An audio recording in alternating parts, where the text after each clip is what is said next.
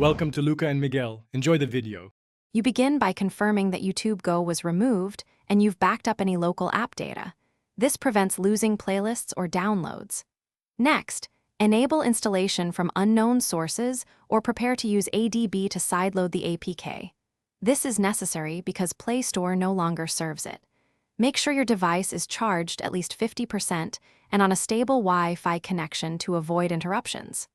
Once done, locate a matching APK version for your Android release so the install can proceed cleanly. Now sideload the correct YouTube Go APK that matches your device.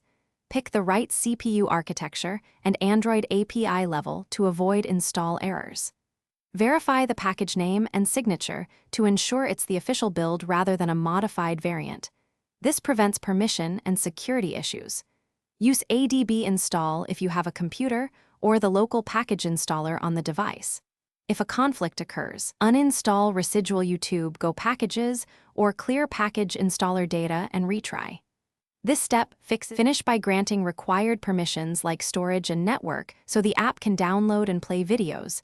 Then sign in with your Google account and test playback, downloads, and offline mode. If something blocks you, clear Google Play Services and Play Store cache, reboot the device, and retry the installation. This often resolves certificate or account sync issues. As a last resort, use the YouTube web mobile site or a lightweight wrapper app while you repeat the sideload steps. This keeps watching content without losing progress. Thanks for watching and please subscribe. It's the best investment you'll ever make.